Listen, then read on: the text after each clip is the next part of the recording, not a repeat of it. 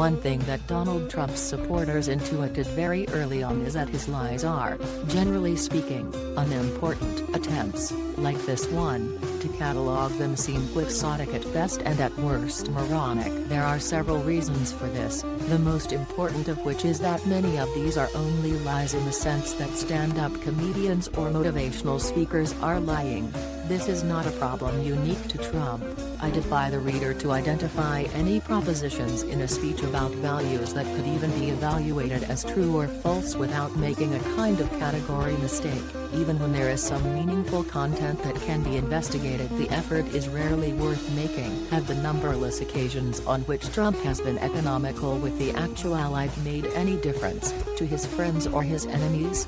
The former do not care, the latter are overwhelmed by the sheer volume. But it would be foolish to think that there can be no exceptions to this rule. There must be things about which not even Trump could lie, clearly and demonstrably lie, I mean, not say something of doubtful or unverifiable authority, with impunity. The circumstances surrounding the rescue of Otto Warmbier, the American who died soon after being released from a North Korean prison last year, are, I think, obviously one of these. The Washington Post reported on Thursday that Trump had charged an American envoy with agreeing to pay a ransom of some $2 million in order to secure Warmbier's release. The president denied this the next day.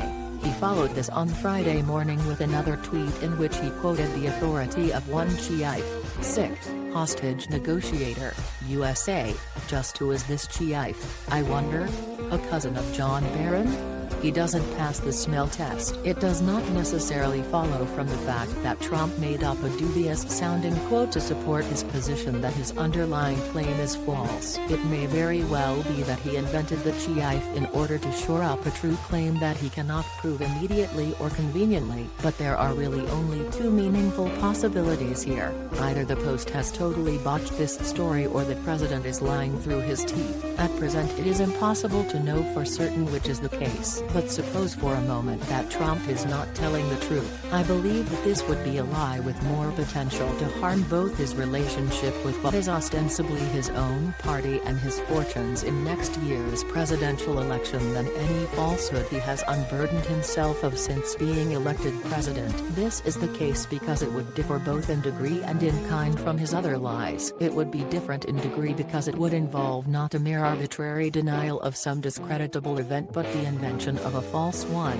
the presentation of a totally different picture of how negotiations between the United States and North Korea proceeded. More important, though, it would be different in kind because it would really be a lie about national security and the norms governing our response to the imprisonment of Americans by despotic regimes. If it really is the case that we will offer $2 million for the release of our citizens, any number of questions present themselves. Where did the $2 million figure come from? Was it negotiated up by the North Koreans, or down by the president or his representatives? Is that the most we are willing to pay?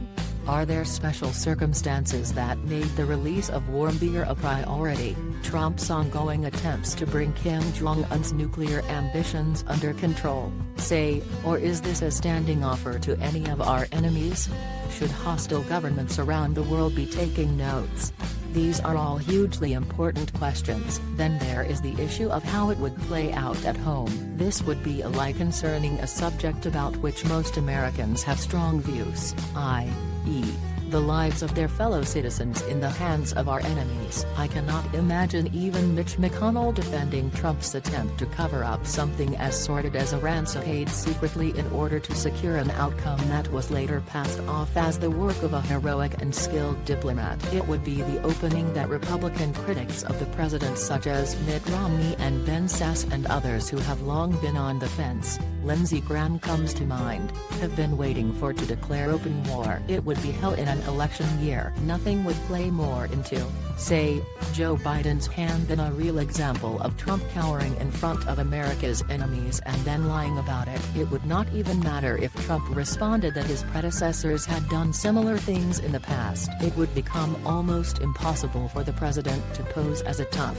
shrewd negotiator who defends the lives and liberties of Americans at home and abroad. It is worth saying again that we have no way of knowing whether the scenario I have just discussed will ever play out. It would certainly be unremarkable if it turned out that the Post's reporting was false. The last 2 years of reporting on the Trump administration are a graveyard of sloppy journalism. But if they are right about this and their claims can be proven beyond reasonable doubt, Trump may find that he has told one lie that very few of us are willing to ignore.